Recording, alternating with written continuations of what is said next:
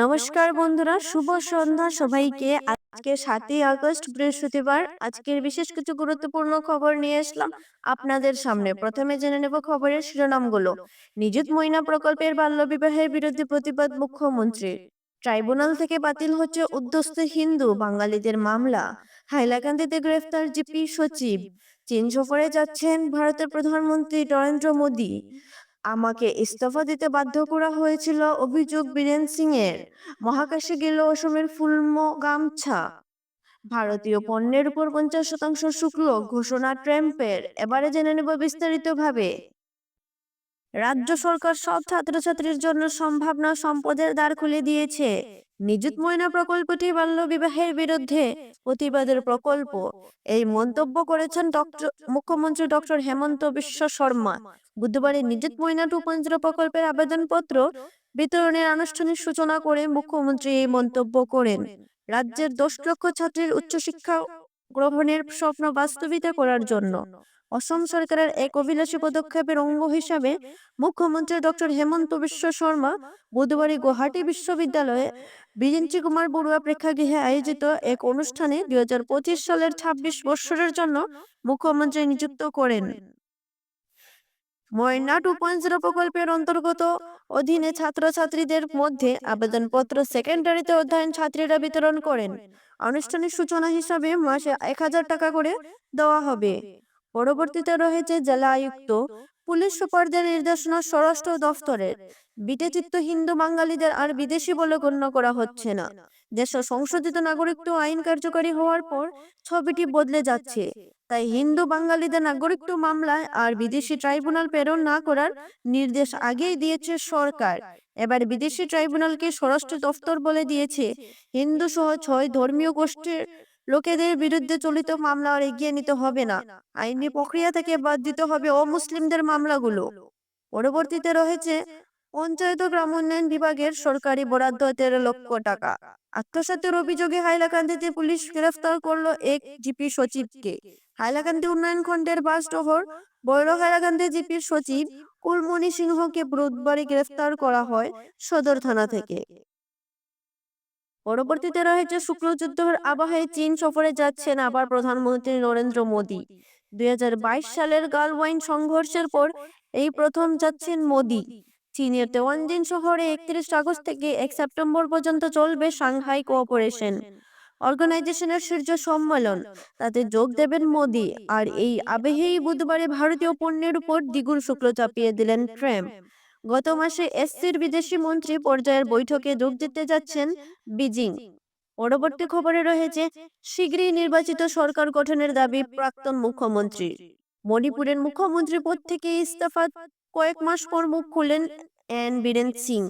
বুধবারে তিনি বলেছেন, আমাকে পদত্যাগ করতে বাধ্য করা হয়েছিল। পাশাপাশি রাজ্যে শীঘ্রই জনগণের সরকার প্রতিষ্ঠিতের উপর গুরুত্ব আরোপ করেছেন তিনি। জাতিদাঙ্গা বিধ্বস্ত বিজেপি শাসিত রাজ্যটির আইন শৃঙ্খলা পরিস্থিতির ভয়াবহ আকার ধারণ করায় তাকে মুখ্যমন্ত্রীর পদ থেকে ইস্তফা দিতে বাধ্য করা হয়েছিল বলে জানান তিনি। একটি অনুষ্ঠানের ফাঁকে সাংবাদিকের সঙ্গে আলোচনায় মণিপুরের প্রাক্তন মুখ্যমন্ত্রী বীরেন সিং বলেন, আমরা সবাই জানি রাজ্যের রাষ্ট্রপতি শাসন জারি হয়েছে। পরবর্তী খবরে রয়েছে অসমের ঐতিহ্য তথা গর্ব ফুলমো গামছা। মহাকাশ সফরে সেই ফুলম গামছার সফরের মধ্যে দিয়ে অসমের ঐতিহ্য ফের আরো একবার বিশেষ সম্মানে ভূষিত। নাসার মহাকাশচারী মাইক ফিনিকের অন্তরিক্ষে পুনরাগমনে আরো এক নতুন অধ্যায়ের সূচনা হলো। ইন্টারন্যাশনাল স্পেস স্টেশন ISS এর আরোহণকারী মহাকাশচারী মাইক ফিনিক তার সঙ্গে। পরবর্তী খবরে রয়েছে রাশিয়া থেকে অপরিশোধিত তেল আমদানি অব্যাহত রাখার কারণে ভারতের উপর অতিরিক্ত 50% শুল্ক আরোপের ঘোষণা করলেন মার্কিন প্রেসিডেন্ট ডোনাল্ড ট্রাম্প। এর ফলে আমেরিকায় রফতানি হওয়া ভারতের পণ্যের উপর মোট শুল্কের হার দাঁড়ালো 50%, যা চীনের উপর চাপানো শুল্কের চেয়েও 20% বেশি এবং পাকিস্তানের তুলনায় 31% বেশি। ট্রাম্পের এই সিদ্ধান্ত আগামী 21 দিনের মধ্যেই কার্যকর হবে। এর আগেই তিনি হুঁশিয়ারি দিয়েছিলেন, 9 আগস্টের মধ্যে ইউক্রেন যুদ্ধ নিয়ে শান্তি চুক্তি না হলে ভারতের উপর অতিরিক্ত 25% শুল্ক আরোপের ট্রাম্পের ঘোষণার কড়া প্রতিক্রিয়া জানালো নয়াদিল্লি। বুধবার মার্কিন প্রেসিডেন্ট ডোনাল্ড ট্রাম্পের ভারতের উপর নতুন শুল্ক আরোপের ঘোষণা দেওয়ার পরপরই ভারতের বিদেশ মন্ত্রী এক বিবৃতিতে জানিয়েছে, পরবর্তী খবরে রয়েছে ভাষার অপমান, অমিত মালব্যের কুশপুতুল দাহ, কংগ্রেসের গ্রেফতার। অমিত মালব্যের বিরুদ্ধে প্রতিবাদের জোর বইছে শিলচরে। সিলুটি ভাষাকে বাংলাদেশি বলে অপমাননা করায় এবার প্রতিবাদ জানালো কংগ্রেস। বুধবার শিলচর ইন্দিরা ভবন থেকে প্লেকার্ড ও বন্যার সহ বিজেপি আইটি সেলের চেয়ারম্যান অমিত মালব্যের পুষ্পপুতুল দাহ, রাজপথে স্লোগান দিয়ে শহীদ ক্ষুদিরাম বসুর মূর্তির পাদদেশে জমায়েত হয়ে বিক্ষোভ প্রদর্শন করেন দলের নেতা কর্মীরা।